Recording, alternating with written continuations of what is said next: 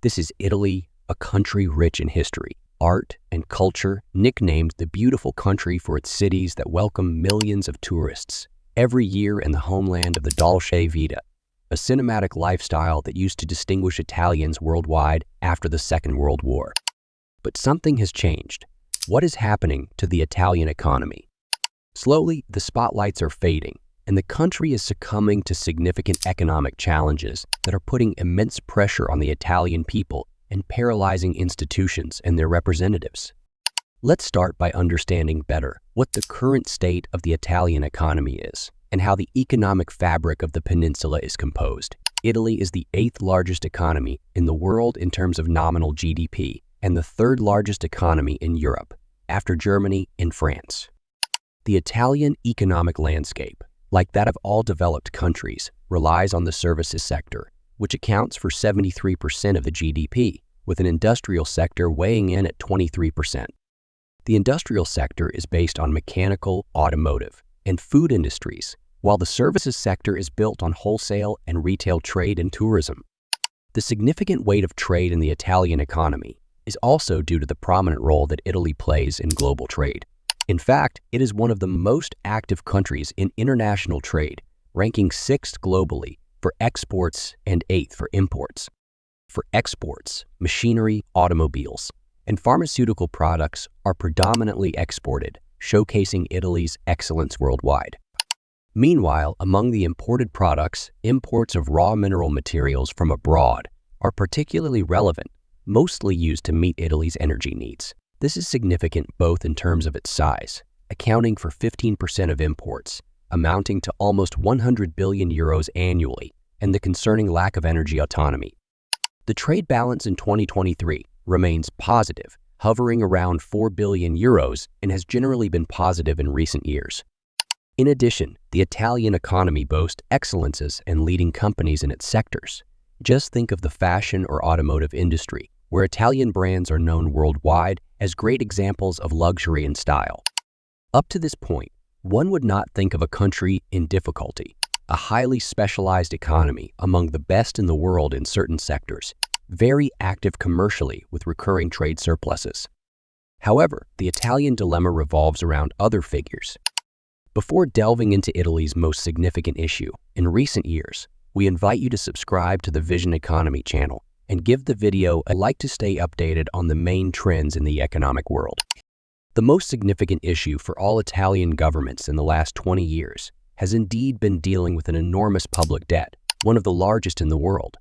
Specifically, it ranks 4th among advanced economies, surpassed only by Japan, Greece, and Singapore. The debt represents 148% of the GDP in 2023 and is incomparable to that of Italy's closest world powers, such as France and Germany. With a public debt exceeding 2 trillion euros, Italy finds itself paying around 75 billion euros in interest on the debt annually by 2023, a considerable amount that is expected to grow in the coming years. This poses a significant risk to state finances, with the danger of being unable to honor its debt obligations as the interest on the debt increases. The even more concerning factor for Italy is that the debt is not under control. Every year, in fact, the Italian government ends with a deficit, meaning expenses exceed revenues, and the public debt continues to grow in this way for decades. But why can't Italy stabilize its public debt, for example, by reducing public spending and thus ensure that this debt decreases each year?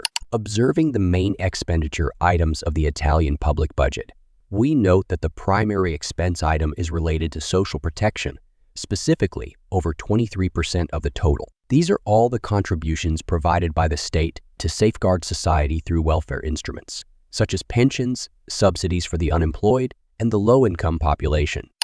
If we delve into more specific details, we can see that 61% of these contributions are allocated to supporting the elderly, mostly in the form of pension contributions. Italy holds the top position in Europe regarding this metric. Therefore, the burden of the Italian pension system weighs considerably on public spending, a system that finds itself having to manage an increasingly large number of pensioners. Italy, like many other Western countries, is in a phase of population aging. In fact, from this graph, we can see that the majority of the population is concentrated in the age range between 40 and 60 years, representing 30% of the total population. What is even more alarming is to notice that the younger population segment is decreasing, signaling that birth rates have been consistently declining over the last 50 years. Therefore, it is inevitable to acknowledge that aging is expected to continue in the coming year. In light of this information, it is challenging for Italy to hope for a reduction in public spending through a decrease in pension contributions, which are instead expected to grow over the years. So if public spending cannot decrease, revenues must increase, and the revenues for the state come from taxes. But even this is a very sensitive issue for the Italian economy. In fact, like in the rest of Europe, taxes in Italy are already at high levels. Doing business in Italy is difficult, and taxes hover around 27.8%, making Italy the third country in Europe with the highest corporate taxes. If you add that the Italian population perceives a considerably lower average income compared to neighboring France and Germany, a further increase in taxes on the Italian economic system would result in the failure of public administration and probably exacerbate another social phenomenon occurring on the peninsula. Tax evasion in Italy is a significant problem. In fact, it is estimated that an underground economy accounts for 10% of the GDP, meaning the state receives no contribution from about a tenth of its economy. This highlights the hostility of the population towards paying high taxes. Without the possibility of increasing taxes, addressing public debt becomes an enormous challenge for Italian politics, a challenge that no one has been able to solve so far. This crucial indicator, particularly alarming for the World Bank and the International Monetary Fund, can be reduced by acting on another dimension, namely increasing the GDP. And here we come to the second major problem of the Italian economy: stagnant GDP per capita growth in recent years, especially when compared to that of the largest European powers. But what are the reasons for this slow growth in the Italian economy? One of the main reasons is the stagnation of Italian productivity. In fact, as clearly visible from the graph, Italian productivity stopped around the year 2000 and has never resumed growth, unlike other European countries.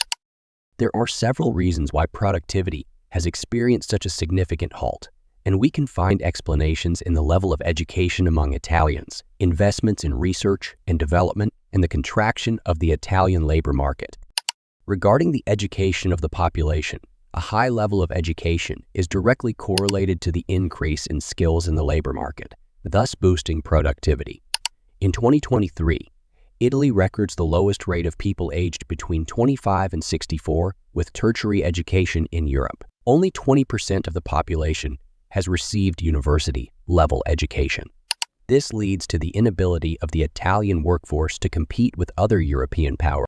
Furthermore, there is a decreasing number of people in working age due to the aging of the population, reducing internal competition in the labor market with direct consequences on a decrease in productivity. Additionally, the level of unemployment in Italy is historically very high when compared to the levels in neighboring European countries.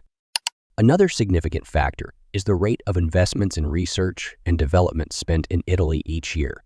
A low level of investment in research and development can indicate a lack of innovation and adoption of new technologies. In Italy, the level of investment as a percentage of the GDP is below the European average, contributing to the low level of investments in the development of new technologies. In Italy is its political instability. The succession of new prime ministers has marked a discontinuity and a focus on short-term results to gain parliamentary majority, sidelining long-term objectives. Over the past 24 years, there have been 13 governments with 10 different prime ministers, with an average duration of less than 2 years. While state investments have been scarce, Italians have also received little support from the banking sector over the past decade. Indeed, in the last decade, Italian banks had to focus on recovering non-performing loans, as these had reached the worrying percentage of 18% in 2015, causing concern from the IMF and the World Bank. With banks engaged in cleaning up their balance sheets from these non-performing loans, the availability of loans to businesses suffered a major setback. This deprived entrepreneurs of capital, posing an additional obstacle to economic development, both due to a lack of access to credit and the use of particularly high interest rates to cover the risk of defaults.